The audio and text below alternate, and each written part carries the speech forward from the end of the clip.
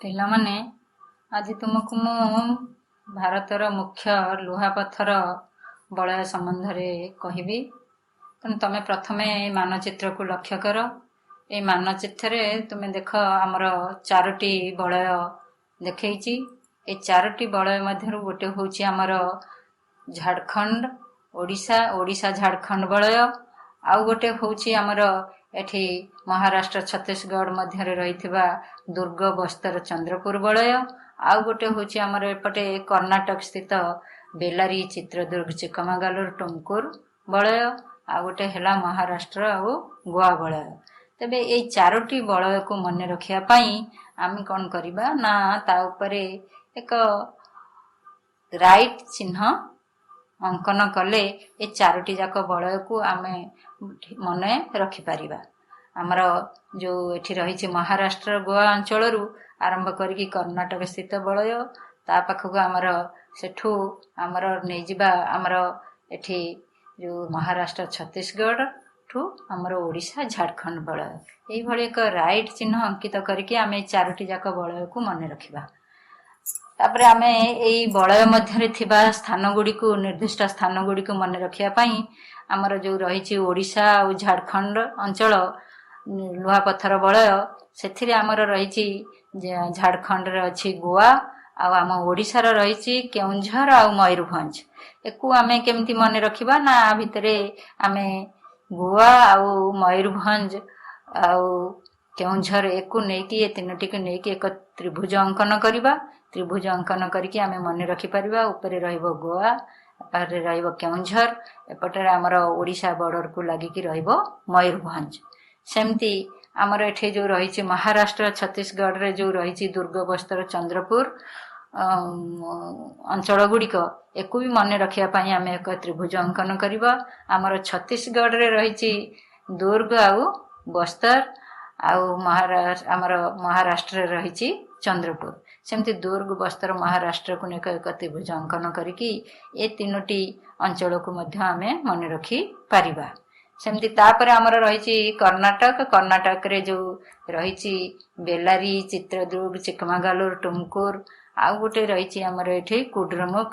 ତେଣୁକରି ଆମର ସିଧା ଆମର ଏଠି ମଧ୍ୟ ଏକ ତ୍ରିଭୁଜ ଆମେ ଅଙ୍କନ କରି ଉପରେ ଆମର ରହିଲା ବେଲାରୀ, ତାର ସିଧା ତଳକୁ ଆମର ରହିଲା ଟୁମକୁର, ଆମର ଠିକ ବର୍ଡର ପାଖକୁ ଆମର ରହିଛି ଯେଉଁ କେରଳ ବର୍ଡର ପାଖକୁ ଆମର ପୁରା ରହିବ ଆମର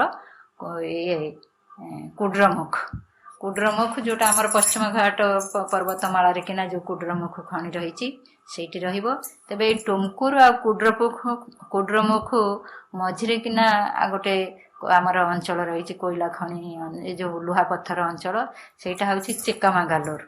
ସେପଟେ ସେମିତି ବେଲାରୀ ଆଉ କୁଡ୍ରମୁଖ ମଝିରେ କିନା ରହିଛି ଆମର ଚିତ୍ରଦୁର୍ଗ। ଏଇଭଳି 5ଟି ଅଞ୍ଚଳ ଆମର ଏଇ କର୍ଣ୍ଣାଟକରେ ରହିଛି। ତା ଛଡ଼ା ଆଉ ଏପଟେ ରହିଲା ଆମର ମହାରାଷ୍ଟ୍ର ଗୋଆ ଅଞ୍ଚଳ। ଏଥିରେ ମହାରାଷ୍ଟ୍ରରେ ଆମର ଉପରେ କିନା ରହିବ ରତ୍ନଗିରି, ଆଉ ତଳକୁ ରହିଲା ପୁରା ସିଧା ସରଳ ରେଖାରେ ଏଠି ତୁମେ ଅଙ୍କନ କରିକି ମନେ ରଖିପାରିବ। ଉପରେ ରତ୍ନଗିରି, ତଳେ ରହିଲା ଆମର ଗୋଆ। ଆଚ୍ଛା, ଏଇସବୁ ଅଞ୍ଚଳ ଗୁଡ଼ିକ ଆମର ହେଉଛି ଯେଉଁ ଲୁହାପଥର ଏଇ ସ୍ଥାନ ମାନଙ୍କରୁ ବା ଲୁହାପଥର ଖଣି ଏଇ ସ୍ଥାନ ମାନଙ୍କରେ ରହିଛି। ଏଇଠାରୁ ଲୁହା ପଥର ଉତ୍ତୋଳନ କରାଯାଏ। ଆଉ ଏସବୁକୁ ମଧ୍ୟ ଆମର ବାହାର ରାଷ୍ଟ୍ରକୁ ବନ୍ଦର ଦ୍ୱାରା ବାହାରକୁ ରପ୍ତାନି କରାଯାଏ। ତେବେ ଆମର ଏଇ ଯେଉଁ ଖଣି ଅଞ୍ଚଳ ଗୁଡ଼ିକ ରହିଛି ଆମର ଓଡ଼ିଶା ଆଉ ଝାଡ଼ଖଣ୍ଡର ଖଣି ଅଞ୍ଚଳରୁ ଯେଉଁ ଲୁହାପଥର ଉତ୍ତୋଳନ କରାଯାଏ ବା ଉତ୍ପାଦନ କରାଯାଏ, ସେଇଟା ଆମର ପାରାଦୀପ ବନ୍ଦର ଦେଇକି ବାହାରକୁ ପଠାଯାଏ।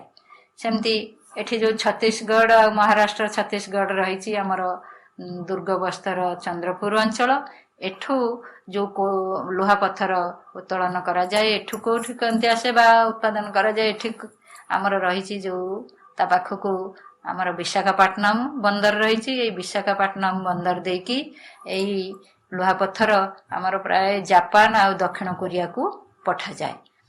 ଏପଟେ କର୍ଣ୍ଣାଟକ ସ୍ଥିତ ଆମର ଯେଉଁ ରହିଛି ବେଲାରୀ ଚିତ୍ରଦୁର୍ଗ ଚିಕ್ಕಮಗಳೂರು ଟୁମକୁର ଅଞ୍ଚଳ, ଏଠୁ ଆମର ରହିଛି ପୁରାପୁରି କେରଳ ଉପରକୁ ଆମର ରହିଛି ଆମର ମାଙ୍ଗାଲୋର।